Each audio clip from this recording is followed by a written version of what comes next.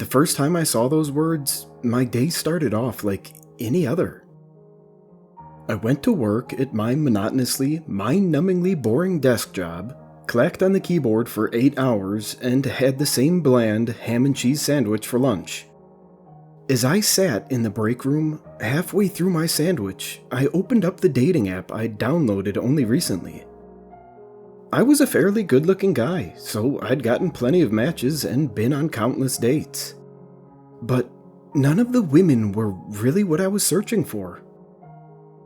Somewhere between shoving the last piece of sandwich into my mouth and deciding whether or not to delete the app, my phone pinged with another match. Guinevere Motley. Curiosity got the best of me as I clicked on the notification and read her message. Whatever you do, don't read this. That was a strange way to get my attention. Usually they sent a pickup line or something funny. Tapping on her picture, I noticed that there was only one, but geez, was she stunning. Long brunette curls cascaded over her shoulders and toppled down her back, and thick, dark lashes adorned seafoam green irises. My eyes trailed down the picture as I took in mile-long legs and tasteful curves. The little white sundress she was wearing looked like it was made just for her. Heck, this woman was a bombshell. When I went back to the messages, though, I realized that it had been deleted. Looking up at the clock, I noticed that I only had 5 minutes till my lunch break was over. With one more glance at her profile, I shrugged and deleted the app. She was probably a bot or a scammer anyways. That night, I did the usual. Ran to the gym and worked out for about an hour and a half, picked up some tacos from my favorite food truck, and sat down to watch an episode of Black Mirror. Everything was normal. That was until about a couple of months later. By that time, I'd forgotten all about Guinevere's cryptic message. Let me start off by saying that my morning did play out as it normally would have. I slept in until 10 a.m. and then spent the next hour out in the front yard mowing the lawn. It was a particularly hot day, my plain white t-shirt soaked through with sweat. Tugging it off, I sat on the front porch before edging the lawn. By the time I got done, my hair was drenched and my shoulders were burned red. When everything was put back in my shed, though, I couldn't help but feel a bit accomplished. Besides Mr. Kellman's house next door, I had one of the nicest yards on the block. I noticed the door of my mailbox hanging open, and I trudged over there to check the mail before shutting it closed. On the way up my driveway, I flicked through the envelopes with uninterested fingers. Water bill, phone bill, bank statement, junk mail, advertisement, Arby's coupons, and then I paused. My fingers quickly came to a standstill when they landed on a plain black envelope. Instantly, my interest was piqued. Turning it over, I saw that it was sealed with crimson-colored wax.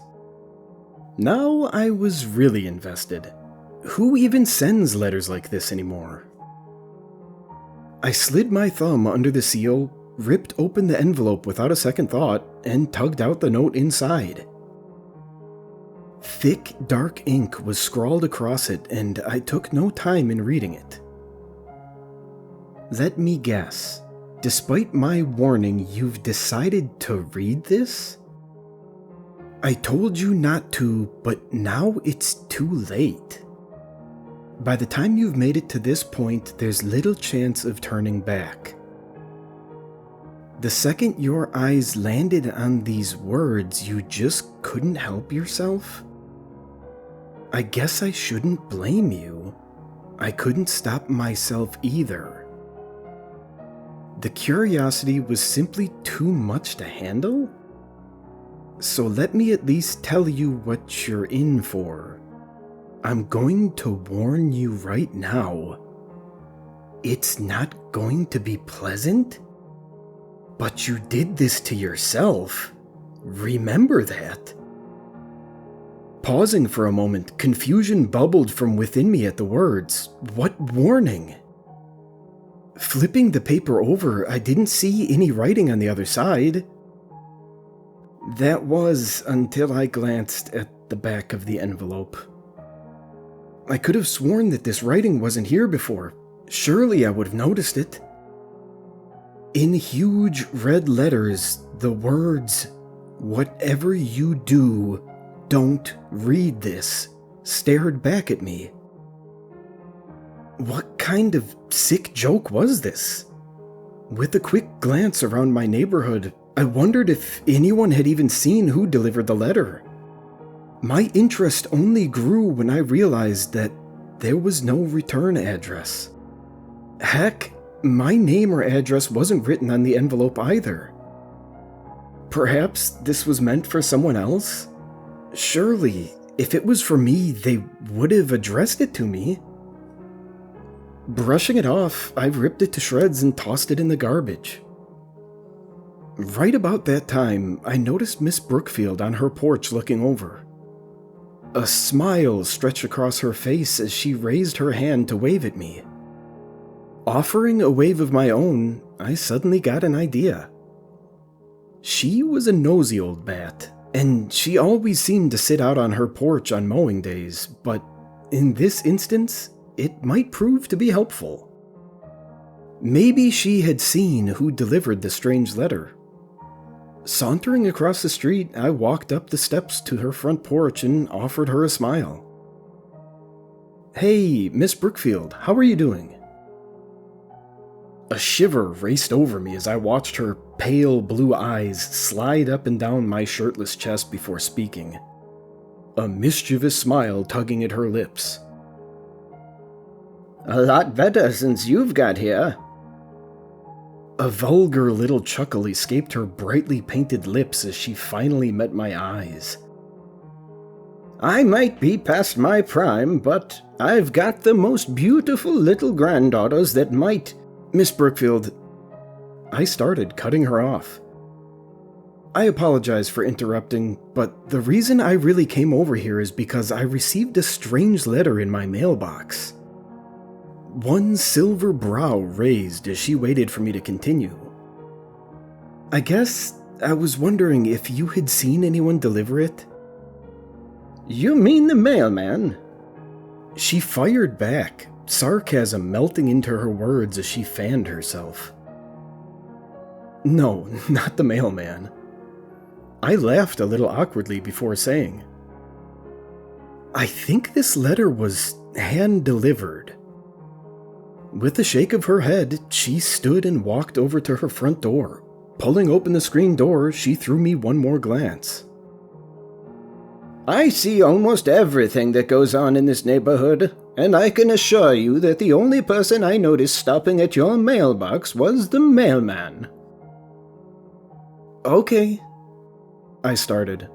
"Thank you. Slamming her screen door shut, she left before I could even finish my sentence. I guess since the show was over, she didn't want anything else to do with me.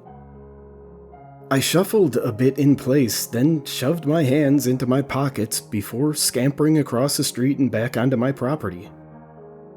Nasty old woman wasn't helpful at all. With a quiet scoff, I threw open my own front door and strolled inside, making a mental note to keep my shirt on next time I mowed my yard.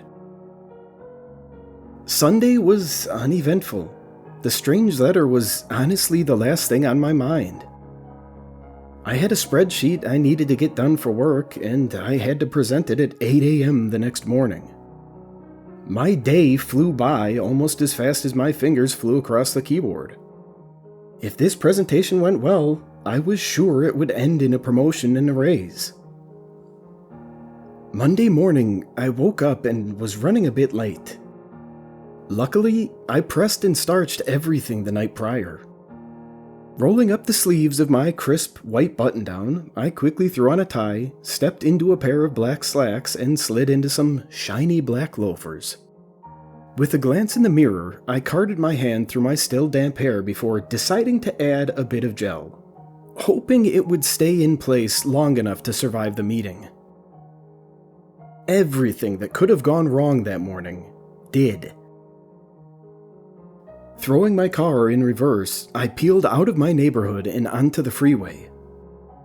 2 people pulled out in front of me. I had to swerve when a chair came toppling out of an overly packed pickup truck, and then to top it all off, I managed to get stuck in a traffic jam that was moving at a snail's pace.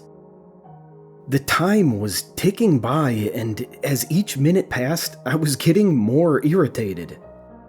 My boss wasn't a man who would accept any kind of silly excuse, so in 15 minutes, I was as good as dead. Trying to calm myself down, I switched through the radio stations, but strangely, all of them were static-filled. Except for one. My fingers froze on the knob as a strange feeling of dread washed over me. The voice coming through the radio, cutting through all of the noise outside. Ryan! The voice, a sort of breathy whine, crackled over the sound system in my car as it whispered. You read it, didn't you? A mixture of confusion and indescribable fear began to blossom deep within me as I stared at the screen. Looking at the radio station, my eyes widened as I saw the station number. 66.6 glared back at me. What the actual... Ryan! Repeating my name again, the voice wavered a bit before a hissing sound filled the car. It was so ear-splittingly loud that I clenched my eyes shut and attempted to block out the noise with my hands. When I finally pulled them away from my ears, the hissing sound dropped to a low buzz and something warm dripped from my ears, pattering onto my dress pants in slow, steady drops. Running a finger over it, I quietly panicked when red stained the pad of my fingertip. With shaky hands, I reached into my glove box for a napkin and cleaned myself up the best I could. By the time I glanced up at the clock, traffic was still at a standstill, and I half expected the time to slap me in the face when I looked over at it. Instead, it still read 7:45. Closing my eyes, I blinked a couple of times before peering at the numbers again. What the heck was this? A minute later, the traffic cleared up and I was moving again. I twisted the knob on the radio, trying to change the channel to something different, the incessant sound of the buzzing noise driving me insane. But that's when I heard it again. That voice. Ryan! How do you know my name? I shouted. I must have looked absolutely ridiculous, but I didn't care. How? Ryan! I told you not to do it. It's too late now. You've read it.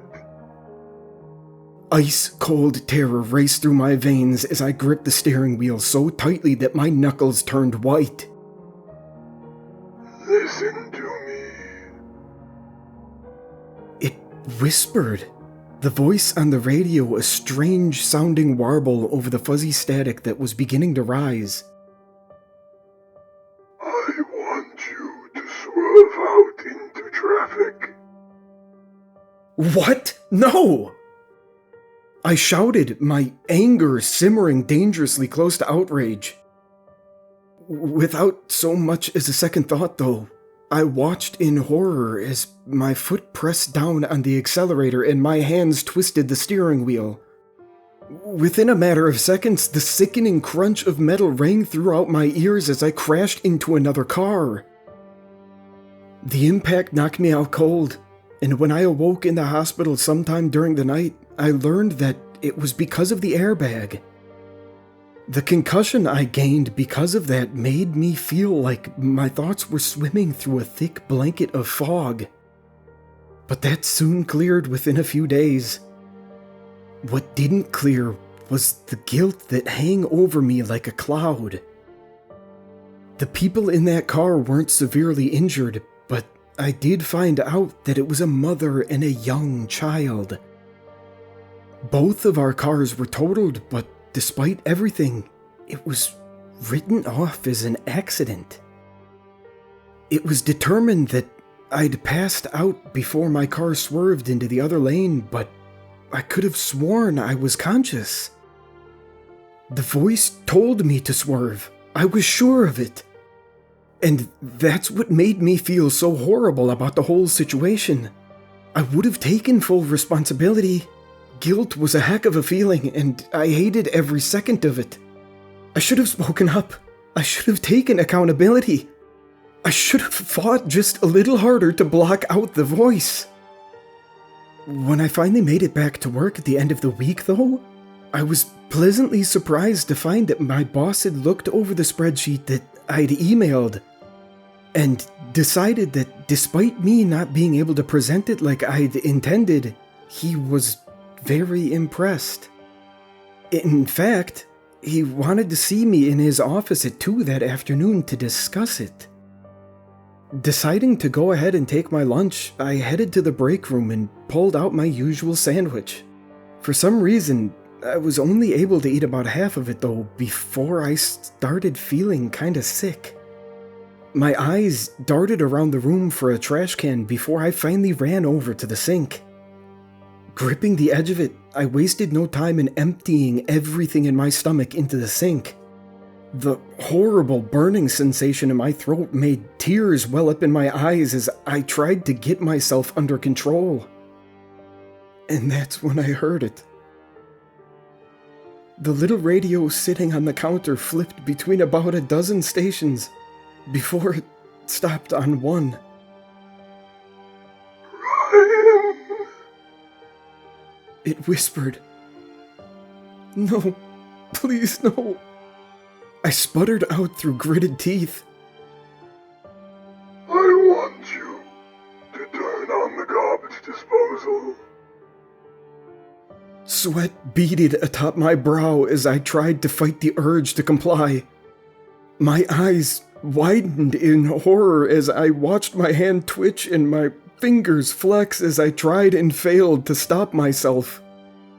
Slowly, it lifted, and then wavered only a moment before flicking on the garbage disposal switch. The blades roared to life, their metallic teeth gnashing together in hopes that something might drop within its grasp. More bile began to climb up my throat as I shook my head and hoped that the voice would stop. I want you to put your hand inside the garbage disposal. A small sob broke from my lips as I watched my hand once again betray me. Slowly, it dipped towards the sink, closer and closer until... Oh, hey Ryan. Didn't know you'd come back yet. The sound of one of my coworkers successfully broke the trance, and once again, my hand was mine. Steph, could you turn off the radio? My voice was shaky and uneven as I fought the urge to vomit again. What do you mean? She asked as she grabbed something from the fridge. It is turned off. A nervous laugh bubbled up from my throat as I cleaned myself up and turned to face her, my hand reaching up to scratch the back of my neck awkwardly. Right, yeah, sorry. I managed to stutter out. A sympathetic smile tugged at her lips as she unwrapped her own lunch. Are you okay? No! I wanted to scream. I'm so freaking far from okay that I'm hearing voices. But instead, my hand came up to fidget with the sleeve of my button-down before I rolled them up and said, I guess I'm still a little out of it. I locked eyes with her and tried to play it off. Just a little brain fog still. With a mouthful of salad, she simply nodded in understanding as she chewed. Based on her expression, I'm not sure I convinced her. But that was the last thing on my mind. Throwing up a hand, I waved to her as I strolled out of the break room and back over to my cubicle. As I took a seat in my chair, my leg bounced anxiously. I wish that envelope hadn't ever shown up in my mailbox. I wish whatever this was would quit happening. I wish I'd never even read any of that letter. But another, much more worried part of me wishes I'd at least read it all the way through. Maybe it might have provided an explanation about why I'm experiencing all of this, and how to make it stop. There's no way I could consistently live my life on the edge, worrying about my body betraying me at any given moment. A glimpse at my clock didn't make me feel any better. The meeting with my boss was in 10 minutes, and whatever confidence I'd worn that morning had now melted into a thick sludge at the bottom of my stomach. With clammy hands, I pushed myself up from my chair and made my way across the room. The second I stepped in, he smiled up at me and pointed towards one of the chairs in front of his desk. Take a seat, Ryan. Nodding, I sat down in one of the leather chairs and tried not to fidget. Now, he began, his voice gruff and gravelly. Let me pull up one of those spreadsheets real quick so we can go over them. I was really impressed with your work, and I think the shrill scream of his office phone interrupted the conversation, and he was quick to pick it up, holding one of his callous hands up in a silent apology. Yes, Farah. He paused before peering up at me. Yes, he's in here. Would you like me to give him the phone? Pulling the phone away from his ear, he offered it to me before going back to looking at his computer. The second I held it up to my ear, all of the blood drained out of my face when I heard the voice on the other end of the line. Ryan! It rasped. Do you see that pen in front of you? My voice wavered, and my breaths were uneven as I replied. No. The slim, silver pen gleamed up at me from the desk. But I refused to play into this game any further. You're lying to me. The voice hissed. A glance at the phone screen made me feel like I was losing my mind. The phone number read 666. Whatever this thing was, it impersonated Farah and was able to contact me through a number of ways. I want you to grab that pen and stab it through the palm of his hand. I broke out into a cold sweat as my other hand drifted towards the pen. My boss still typing away. No! I repeated, a little more firmly this time. There has to be a way. I sputtered out before settling on. What did the rest of the letter say? The silence on the other side of the receiver was loud as I waited for a reply, my hand halting for a moment. If you want this to stop, there's one simple thing I need you to do. The voice said, its tone strangely excited. Anything! I begged, desperate to be free of the curse. Pass it on. The next couple of seconds, I listened to this thing tell me the most vile, sinister things I've ever heard in my life. I can't even repeat it, but please know that by the time you've finished reading this anyways, it's really too late. You're already interested. You won't be able to help yourself. All I can say is that I warned you. Whatever you do, don't read this alone.